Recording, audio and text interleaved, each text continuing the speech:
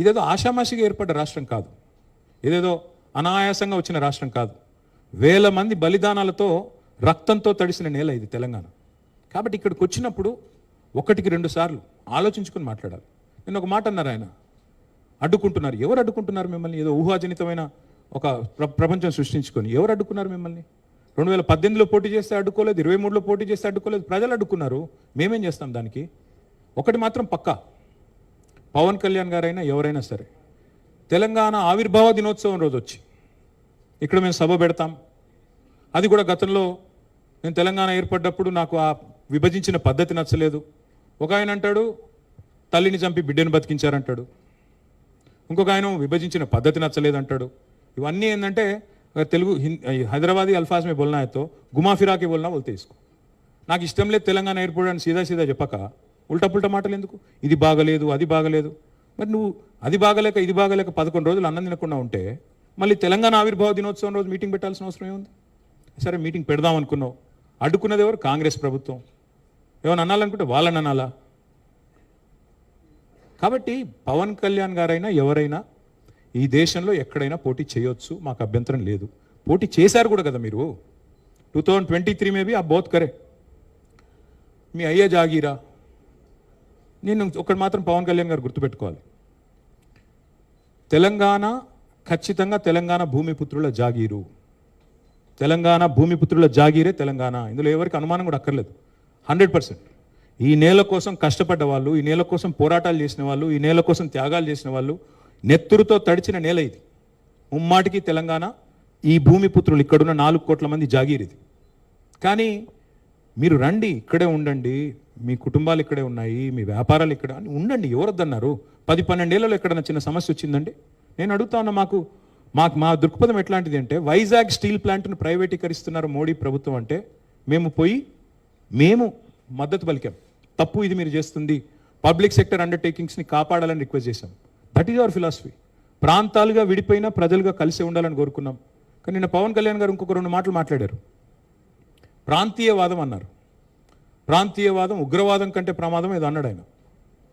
నేను వారికి గుర్తు చేస్తా ఉన్నా, ప్రాంతీయవాదం అంటే మరి పొట్టి శ్రీరాములు గారు 58 రోజుల పాటు ఆత్మ బలిదానం చేసుకున్నారే, పోరాటం చేసి మద్రాస్ ప్రెసిడెన్సీ నుంచి వేర్పడి తెలుగు రాష్ట్రం కావాలి, లింగ్విస్టిక్ బేసిస్గా రాష్ట్రాలు ఏర్పడాలి అనే ఒక ఆకాంక్షతో వారు ఏదైతే పోరాటం చేశారో, లింగ్విస్టిక్ బేసిస్కి వారికి సంబంధం లేదు, మద్రాస్ నుంచి ఆంధ్ర రాష్ట్రం వేరుపడాలని పొట్టి శ్రీరాములు గారు 58 రోజులు నిరాహార దీక్ష చేశారు. అది కూడా ప్రాంతీయవాదం అంటారా? ప్రాంతీయవాదం అంటే నేను ఇంకో ప్రశ్న అడుగుతా ఉన్నా పవన్ కళ్యాణ్ గారిని. మోడీ గారు ఇవాళ ఆయన ప్రాంతం మీద అభిమానంతో, ప్రాంతీయవాదంతో తెలంగాణకు వచ్చిన ఇండస్ట్రీలను కొట్టుకొని పోతా ఉన్నాడు. కేన్స్ అనే పరిశ్రమ ఇక్కడ పెట్టాల్సి ఉంటే, ఇక్కడ ఒప్పందం కుదుర్చుకుంటే మా హయాంలో, మా గవర్నమెంట్లో దాన్ని తీసుకుపోయి గుజరాత్లో పెట్టించారు. మైక్రాన్ అనే సంస్థ ఇక్కడ పెట్టాల్సి ఉంటే, పెట్టుబడి పెట్టేది ఉంటే దాన్ని తీసుకుపోయి గుజరాత్లో పెట్టుకున్నారు. మరి జాతీయవాదం ముసుగులో చేస్తున్న ఈ ఆర్థిక ప్రాంతీయవాదం కరెక్టా? ఏది కరెక్టు? అంటే ప్రధానమంత్రి గారు గుజరాత్కే ప్రధానమంత్రిగా వ్యవహరించడం కరెక్టా? చెప్తారా దీనికి సమాధానం పవన్ కళ్యాణ్ గారు? కాబట్టి ప్రాంతీయవాదం, ఇంకో మాట చాలా విచిత్రమైన మాట అన్నారు నిన్న ఆయన. ఇంకొన్ని రోజులు అయితే జనగణమన పాడరు. మాకు జనగణమన మాకు నేర్పించాల్సింది ఏం లేదు. దేశభక్తి గురించి మాకు పవన్ కళ్యాణ్ గారి దగ్గర పాఠాలు నేర్చుకోవాల్సిన అవసరం లేదు. ఈ నేల ఆనాడు నిజాం సర్కార్కు వ్యతిరేకంగా పోరాటం చేసిన నేల, కమ్యూనిస్టులు కదం దొక్కిన నేల ఇది. కాబట్టి మాకు పోరాటాలు కొత్త కాదు, మాకు యుద్ధాలు కొత్త కాదు, త్యాగాలు కొత్త కాదు. మాకు వాటి గురించి జాతీయ భావన ఉంది. ఇక్కడ దేశాన్ని గౌరవించే సంస్కృతి ఉంది. We contribute to the nation. We are less than 3% of India, but we contribute to 5% of India's GDP. So we don't need any kind of moral lectures or moral policing from వారు. ఆంధ్రప్రదేశ్ ఉప ముఖ్యమంత్రిగా వారిని గౌరవిస్తాం, వారిని ఆంధ్రప్రదేశ్ ఉప ముఖ్యమంత్రిగా డెఫినెట్గా గౌరవిస్తాం. ఒక కళాకారుడిగా, ఒక నటుడిగా అభిమానిస్తాం. ఒక సోదరుడిగా ఇంటికి వస్తే బిర్యానీ పెడతా, హైదరాబాదీ బిర్యానీ పెడతా. కానీ వచ్చి మా సెక్రటేరియట్లో కూర్చొని పెత్తనం చేస్తాము మా రాజకీయాల్లో. మరి ఇంకా మొన్ననే కదా వేరుపడ్డది, ఇంత కష్టపడి 60 ఏళ్ళు పోరాటం చేసి మొన్న వేరుపడ్డాం 2014లో. మొన్న చంద్రబాబు నాయుడు గారు రానే వచ్చే 2018లో, మళ్ళీ ఇప్పుడు మీరు కూడా వస్తారు 2023లో. That's all I'm saying. And last word I will like to say on this. Pawan Kalyan గారిది మధ్యన ఓజీ అని సినిమా వచ్చింది. I would like to remind my brother Pawan Kalyan, we have a Telangana OG KCR. ఇక్కడ మా కేసీఆర్ గారు ఉన్నారు, ఆయన చాలు మాకు. he will take care of us, he will take care of the state and our issues. A supplementary. Yeah, I can Ratna, ask about. please. Sir, if I can take a Bhai. Yeah, Ratna. Yes ma'am. अरे mic तो दो यार.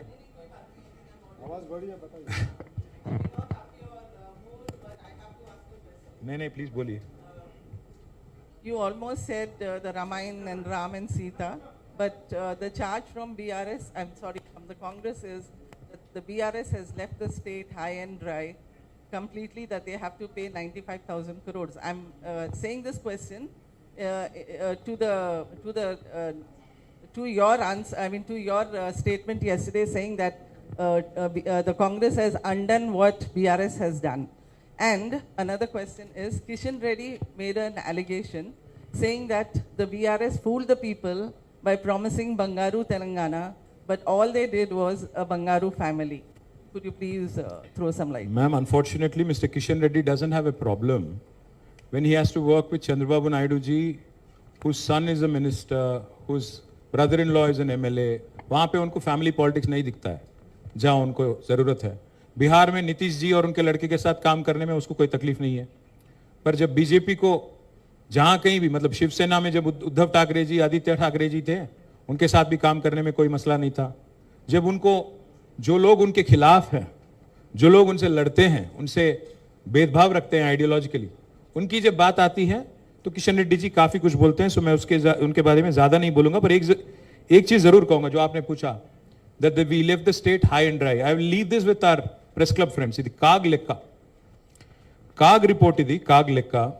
ప్రతి నెల మిత్తి ఎంత కడుతున్నది మన తెలంగాణ ప్రభుత్వం. ఇది 2025-26 ఈ ఫైనాన్షియల్ ఇయర్కి సంబంధించిన లెక్క. ఏప్రిల్లో కట్టింది 2260 crores, 2260 కోట్లు. జూన్లో కట్టింది, నేను చెప్పేది 25 ఏప్రిల్ లాస్ట్ ఇయర్. తర్వాత మే 2025 1905 crores, 1905 కోట్ల 60 లక్షలు.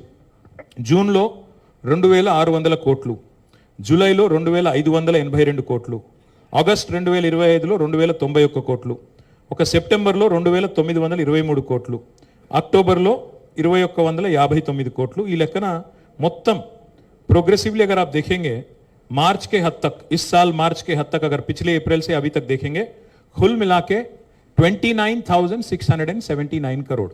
मतलब एक साल में 29,679 करोड़ एवरेज अगर ले लेंगे आप तो 2,500 करोड़ कुछ होगा. तो where did we leave the state high and dry and what kind of utter absolute lies are these.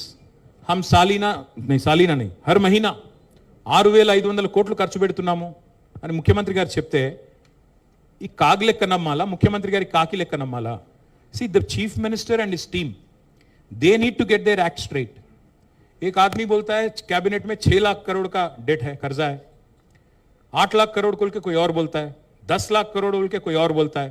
But parliament में केंद्र सरकार बोल रही है कि सिर्फ केसीआर गवर्नमेंट ने 2,80,000 करोड़ का कर्जा किया. आप आरबीआई की बात मानेंगे कि रेवंत रेड्डी की बात मानेंगे, आप तय कर लीजिएगा. Thank you.